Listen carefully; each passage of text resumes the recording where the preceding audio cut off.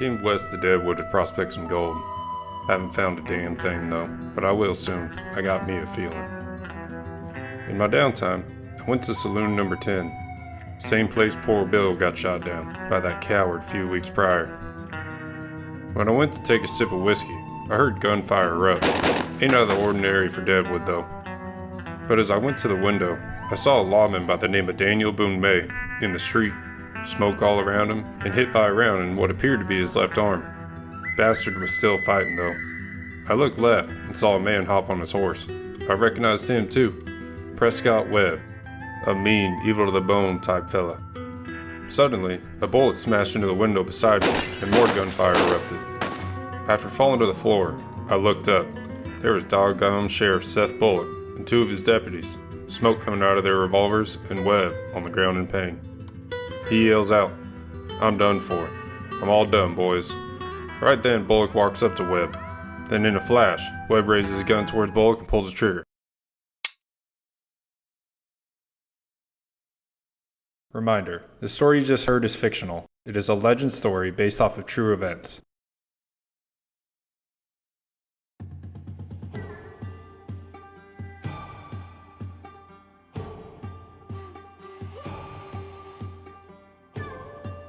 Howdy, and welcome back. Today will be the first episode of our short dive series. I wanted to split up our deep dive series of more known characters of the West with some short dives on lesser known characters. And the man we are going to talk about today is Daniel Boone May. No, not that Daniel Boone.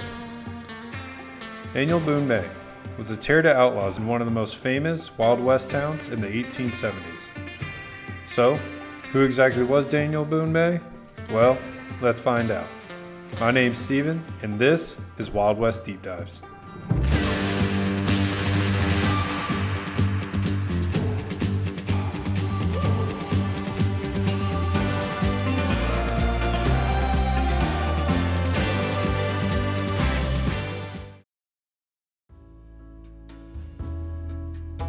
Daniel Boone May was born in 1852 in Missouri, the son of Samuel and Nancy May.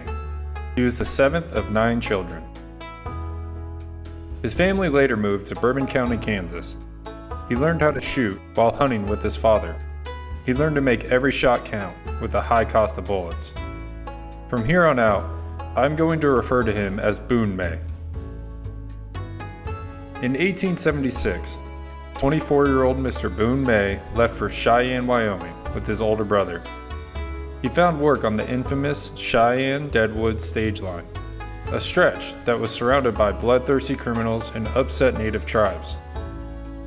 Because of Boone May's bravery and work ethic, he was soon recruited as a shotgun messenger for the Cheyenne and Black Hills Stage and Express Company.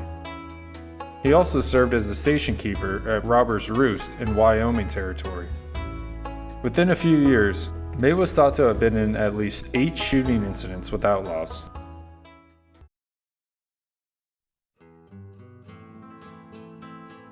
One of the first holdups Boone May was ever involved in was on August 27, 1877, when a Deadwood coach was surrounded by 3 men and held up at Robber's Roost.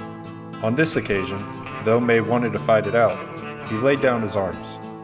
There was a woman and a child in the coach. The robbers got away with the passengers' money, weapons, and personal items, even took Boone May's expensive .45 caliber Sharps rifle. A short time later, Boone was walking through the town he lived in, that is regarded as one of the most famous towns of the Wild West, Deadwood, which will come up again and again throughout Wild West history. While walking through town, he spotted the robber. His name was Prescott Webb, and there would be trouble. This is a fictional story I told at the start of the episode. Here are the true facts behind it. May saw Webb on Main Street. Without hesitation, they started shooting at each other. May did indeed take a bullet through his left wrist, and Webb quickly mounted a horse that was tied up in front of the post office. This is when Sheriff Seth Bullock and 2 of his deputies appeared, and all 4 of them, Boone May included, started shooting at Webb. The horse and Webb were both hit. The horse took the worst of it. Legend says that Webb did try to trick Bullock by saying he was done for. Then the gun misfired when Sheriff Bullock approached. Sheriff Bullock then arrested Webb, and later the 2 other robbers. Seth Bullock will actually be our next deep dive series starting next week. It was never talked about whether Boone May got his rifle back. It was quite the excitement for Boone May's first experience guarding stages on one of the most dangerous lines in the United States at the time.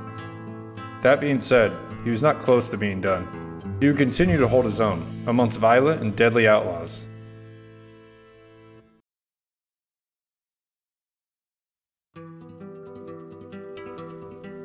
In 1878, treasure coaches were running continually between Cheyenne and Deadwood, carrying boxes filled with gold and the U.S. mail. These stages were often the target of road agents, who were just outlaws, thieves, or bandits. On July 2, 1878, one of these stages was robbed. Afterwards, the U.S. Postal Service appointed several special agents to bring the outlaws to justice. Boone May and 10 other men were soon appointed U.S. deputy marshals and equipped them with good horses and ammunition. By September 13, 1878, Boone May was back on the trail, and a gang of 6 men had held up Coach coming from Cheyenne that were carrying 2 passengers near Old Woman's Creek. They took the few dollars the man was carrying, but let the woman passenger be. Meeting a separate stage coming from Deadwood, the driver alerted what lay on the path ahead. The stage coming from Deadwood was protected by Boone May and his associate, John Zimmerman. The stagecoach continued on, but Boone May and John dropped back a ways, hoping to surprise the outlaws. When the stagecoach was held up a few miles later, Boone May and John got off their mounts and slowly approached on foot, rifle in John's hand and a shotgun in May's hand. They got real close before being discovered, about 15 feet according to some reports, and then all hell broke loose. Boone May blasted the first outlaw with buckshot. John's rifle started roaring, and in a short time, the outlaws fled. The coach and the messengers left the dead outlaw on the trail, along with the ripped-up mail they had been going through when Boone May and John opened fire. Reportedly, a party from the next station returned to the scene the following morning and found a pool of blood, but no outlaw. For months, they tried to find out who it was, but came up empty-handed. On September 26, 1878, at the Canyon Springs station, the Tom Price gang tied up the stock tender, William Minor, and waited for an arriving coach. The treasure coach carried a passenger named Hugh Campbell and was protected by guards Scott Davis, Gale Hill, and Eugene Smith. But most importantly, it contained $27,000 in gold and currency to the railroad, about $640,000 today. When the coach approached, the gang opened fire. Hugh Campbell was killed immediately. Gale Hill was able to hit an outlaw before passing out from 2 gunshot wounds, and Eugene Smith was grazed by a bullet to the head, which left him unconscious. Scott Davis was able to exit the coach and started to return fire on the gang, but when he realized he was fighting alone, he backed out and walked the 7 miles back to a ranch, where he got a good horse and headed to the next station, where he found Boone May, Jesse Brown, and Billy Sample, who had been waiting for the treasure coach. Scott Davis returned with them to Canyon Springs to try and find the gang, but had no luck. They found that Eugene Smith had recovered, but Gale Hill was in rough shape. The stock tender, William Minor, however, had escaped from being tied up and raced to Deadwood to sound alarm. He returned with reinforcements, including Sheriff Seth Bullock and Dr. L.F. Babcock, who ended up saving Hill's life. The posse then split up, and within a few days, Boone May had rounded up John H. Brown and Charles Henry Boris. Brown had given away Boris after he had been interrogated. It isn't entirely clear how the next few encounters went down, but I'll try my best to piece it together. Boone May and brother Bill joined a large posse that was on the trail of the gang members. When they found 2 of them just north of Cheyenne, they arrested them without incident. Their names were Archie Cummings and Billy Mansfield. After some heated interrogation, the 2 gave up the location of their leader, Tom Price. Boone May and his brother, along with the other posse members, went out in search of Tom Price, and when they located him, an intense gunfight erupted.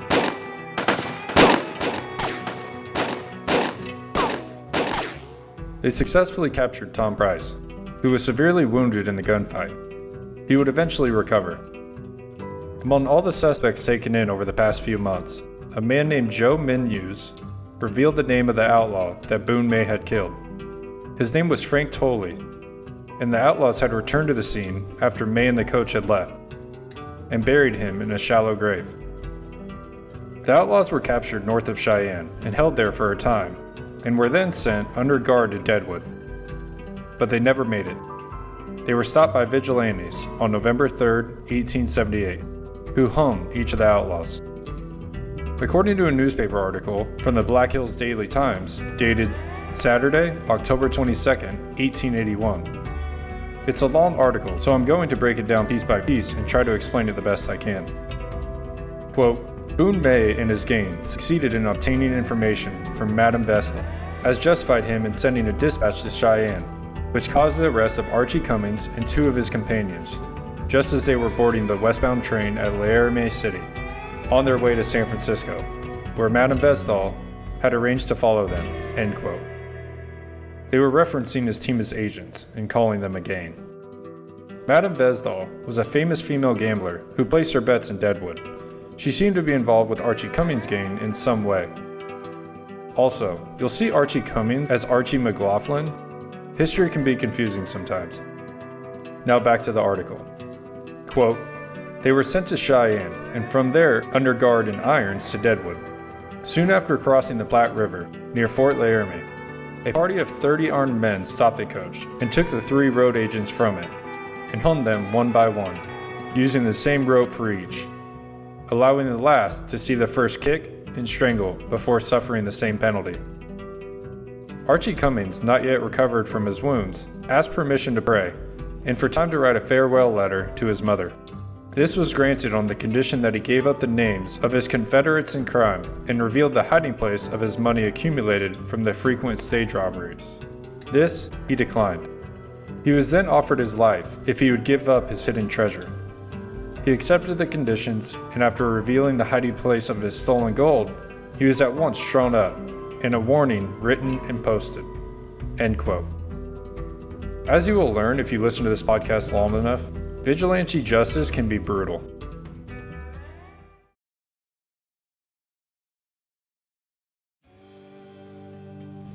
Late in 1879, Boone May was sent to assist Special Agent William H. Llewellyn in the capture of a mail robber named Curly Grimes. Curly was a road agent on the Deadwood stage line. His career lasted about 2 years. Legend says that he was part of the Doc Middleton gang. They tracked the outlaw to Elk Creek, which is about halfway between Fort Meade and Rapid City, and they arrested him. That evening, as the 2 lawmen and their prisoner near Fort Meade, Grimes attempted to escape and was riddled with bullets by Boone May and Special Agent Llewellyn. This is one of the countless times where a prisoner was shot trying to escape. I say that because of this. Boone May was arrested for the killing of Curly Grimes. While awaiting trial on bail, he allegedly killed another robber guarding a wagon with $30,000 worth of gold inside, about $710,000 today. At Boone May's trial, the jury unanimously found him not guilty. After this, Boone May led a group of friends on a hunting expedition. The group killed plenty of game, but it was on the Pine Ridge Agency, which was Indian land. The Pine Ridge Indians complained to Agent, and I'm not making this name up, Valentine McGillicuddy. Now here's where it starts to get interesting. According to some reports, you will see that Agent McGillicuddy gave the Indian leaders arrest warrants for May and his party, though he himself said he never did. The Pine Ridge Indians reportedly were 100 strong, and they were determined to, quote, capture May if they had to kill every one of his companions. They would take Boone May dead or alive. Boone May and party seemed to take it seriously. When the Pine Ridge Indians lined up with 100 men on their side of the Little Missouri, Boone May and 70 men waited for them on the opposite bank. According to lawman A.M. Cat Willard, who was a member of the hunting party, quote, when the Indians mounted a surprise attack, May stood alone by the fire, banging away with his rifle. The weapon jammed just as a brave charged him. He dropped his rifle, pulled his 6-shooter, fired, and the Indian fell dead. Williard said the Indians withdrew after a short battle, leaving behind 6 dead warriors and 22 dead ponies. One wounded warrior, claimed Williard, Boone May, soon put out of his misery with a knife. End quote.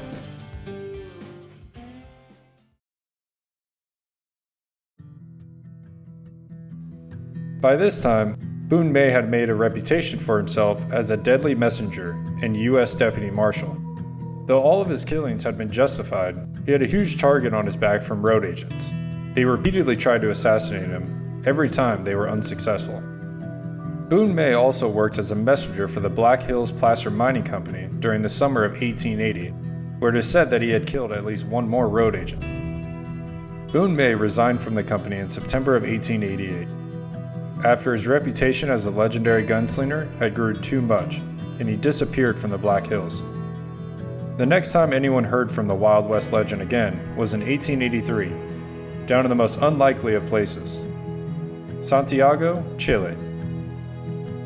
There, he fled to Brazil after shooting an army officer. Or was it just a fight?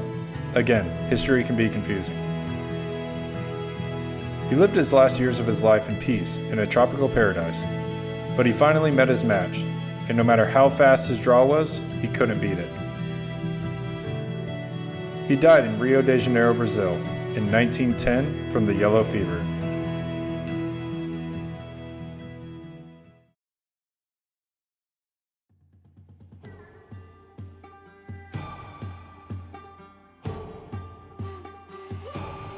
Daniel Boone May will be remembered as a legendary gunslinger, a man that protected the law, protected the innocent, and is a Wild West legend. Though he may not have had movies or TV shows made about him, he is still an interesting figure, and though he may not be perfect, none of us are, he is a hero in many people's eyes. Thank you all for listening. I hope you all enjoyed it, and if you like these short dives, please email me with comments, questions, concerns, and I will try my best to get back to you. And remember, shoot straight, shoot fast. God bless.